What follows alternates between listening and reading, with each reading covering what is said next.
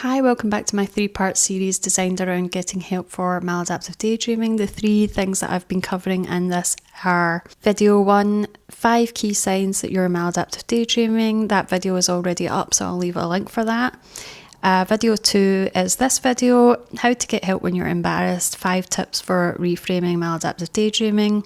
And video 3 is how to stop maladaptive daydreaming, therapy, medication, willpower. I've tried all 3, so I'll be kind of discussing what helps and what other people have found useful. So this video is going to be focused on how do you get help for maladaptive daydreaming when you're too embarrassed to speak about it. I think the reality is it feels like an embarrassing and shameful problem because it almost feels like something that doesn't sound like a problem. Like everybody daydreams, and even the word daydream has kind of positive connotations.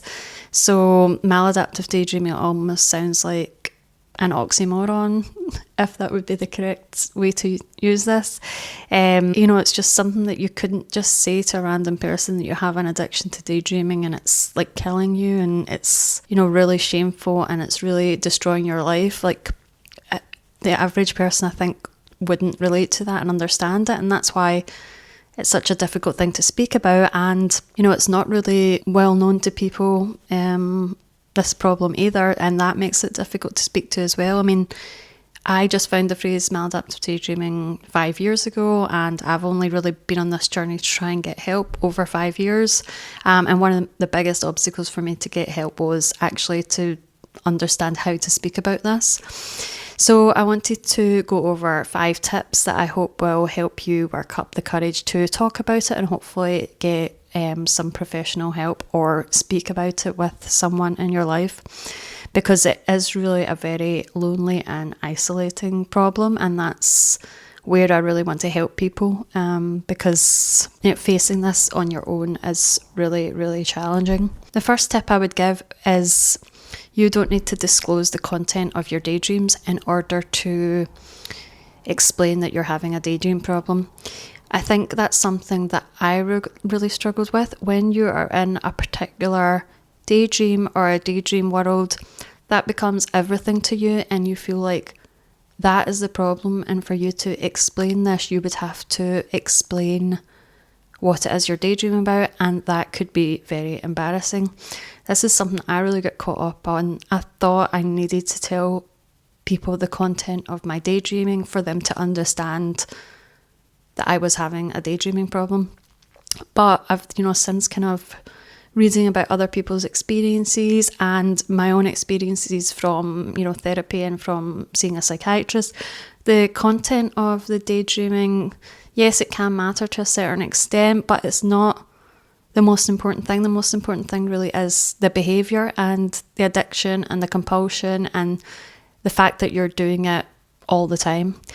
What you're daydreaming about, somebody might daydream about for like 10 minutes, once, and that's that. Like that's, what separates you isn't what you think about, it's the way you're thinking about it and the way it consumes you. That's what makes things different. That's what makes it maladaptive. So if you are very ashamed of the content of the daydreams, I still think you can speak about this problem without revealing that. It's, it's more about the pattern of thought and the fact that you're doing this over and over again. So now, I just kind of say, I'm like having scenarios in my head that I'm doing over and over and over again, and I don't need to say what those scenarios are or what my daydreaming is revolving around, and that just makes it a lot easier to speak about. Usually I think the content of your daydreams, you probably deep down understand why that is the content of your daydreams. You probably can link that to something that you're lacking or something that you need in life, and that's not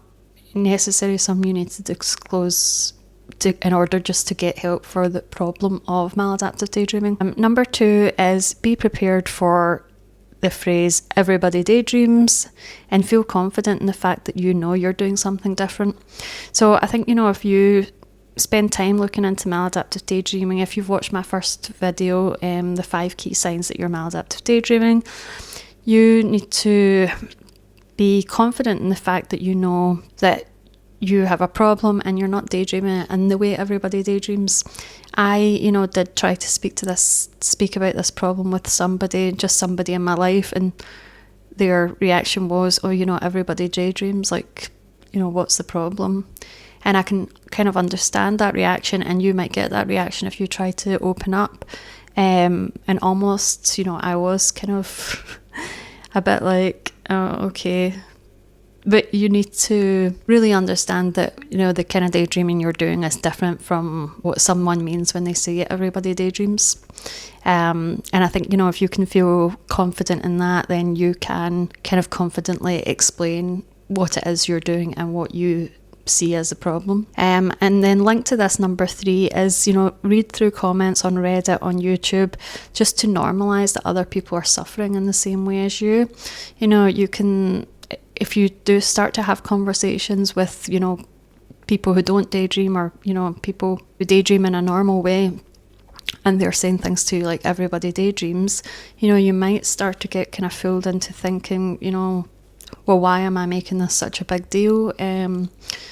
But if you are maladaptive daydreaming and it feels like it's overtaking your life, and it has led you to the point where you are researching this and you are trying to find a solution, then you are daydreaming more than what people mean when they say everybody daydreams. So I think in order to feel confident when you're looking for help is to understand that there is a problem, and it's a problem that other people deal with.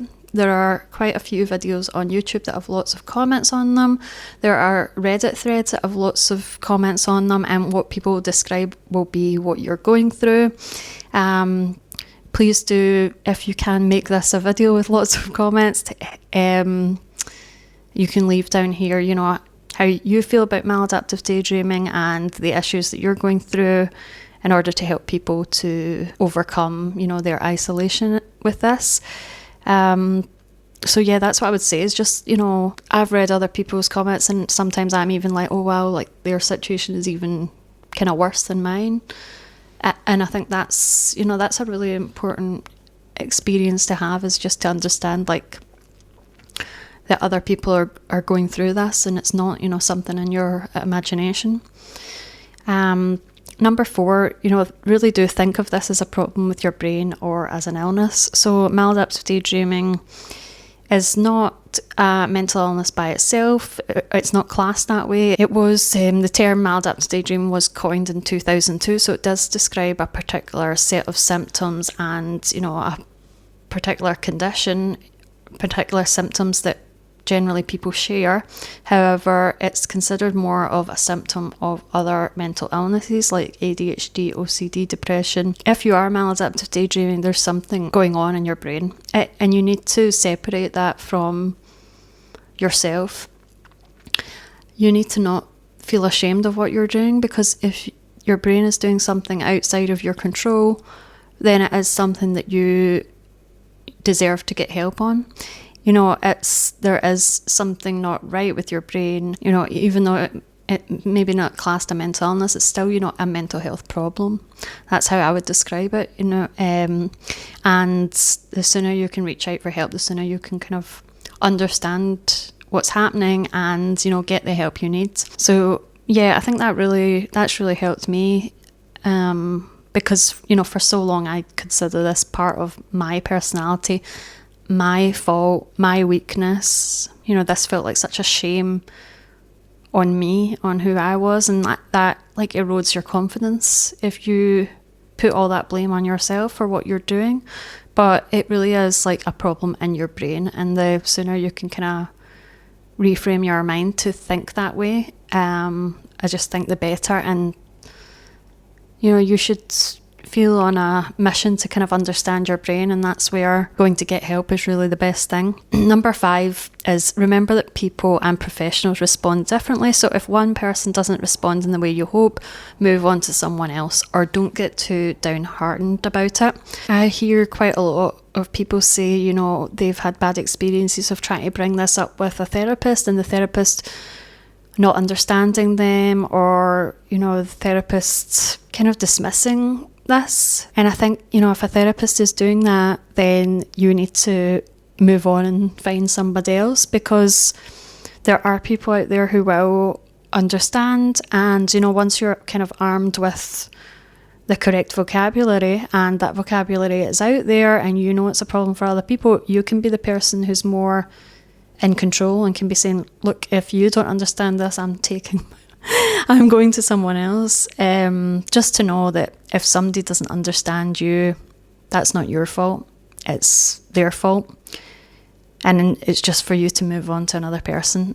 When I first tried to open up about this, I didn't have the correct vocabulary, really, and, you know, the therapist just, you know, misinterpreted what was going on in my brain and was giving me kind of wrong advice. So the more knowledgeable you feel on this, the easier it will be to know what you're looking for and what you need from somebody when you reach out for help.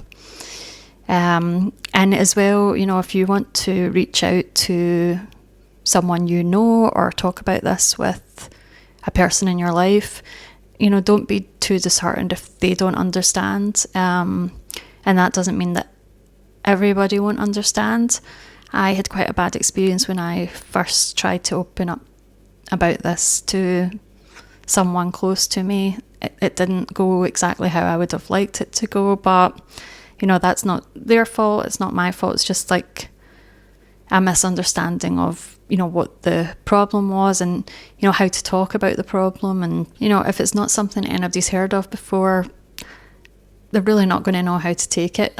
And particularly, you know, if you spent a lot of time thinking about it, you spent a lot of time reading about it, and then, you know, you try to tell somebody and they dismiss it or minimise it, that's, you know, not a reflection on you. You need to make sure that that doesn't break you and make you feel that you would never want to open up to somebody again. Like, you really need to be quite resolute on the fact that you want to get help.